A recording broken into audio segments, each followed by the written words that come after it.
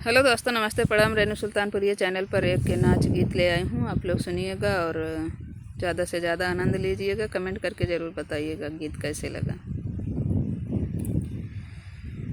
अरे हाथ में किताबिया सोहाई, गले में सिकड़िया, खेतवा ना पहियो नायबवा, खेतवा ना पहियो नायबवा, खेतवा ना पहियो नायबवा। सोने की थाली में जेवना बराए, जेवना जेवा मोर बलमुआ, जेवना जेवा मोर बलमुआ। कैसे का जेवना जेई मोरी धाना, हमारी छूटल ब्यान करिया, हमारी छूटल ब्यान करिया।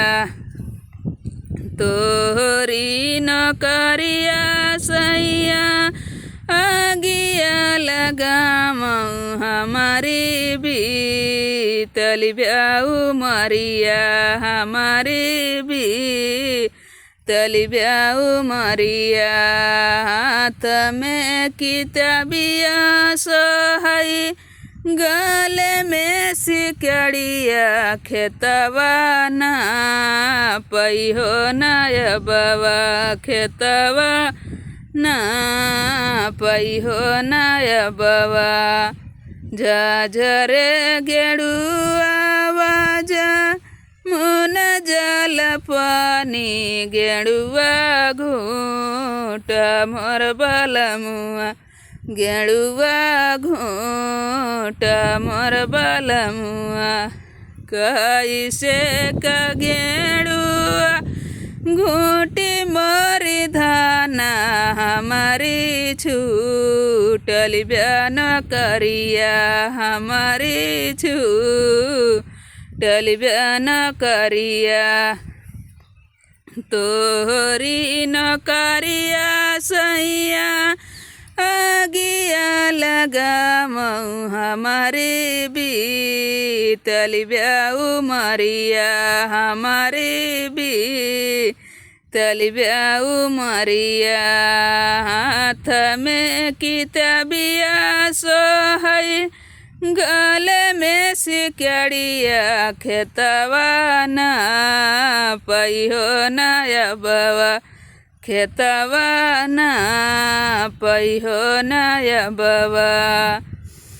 हरे झला चिलवांगाए का बीरवा लगाए, बीरवा कूचा मोर बलमुआ, बीरवा कूचा मोर बलमुआ।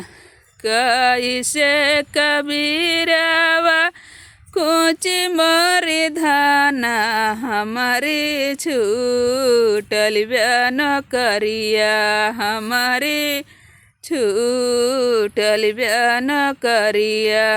तोहरी न करिया सैया गिया लगामऊ, हमारी बीतल ब्याऊ मरिया, हमारी बीतल ब्याऊ मरिया।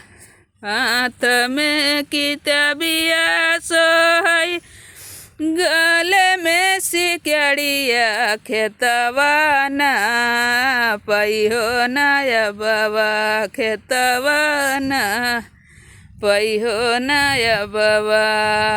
फूला झरिया झरी से जल गए, से जिया सूता मोर बलमुआ, से जिया सूता मोर बलमुआ। कैसे कसू से जिया मैं सूती मोरी धनिया, हमारी छूटल ब्यान करिया, हमारी छूटल ब्यान करिया तोहरी नौकरिया हो सैया आगिया लगामऊ हमारी बीतल ब्याऊ मरिया हमारी बीतल ब्याऊ मरिया।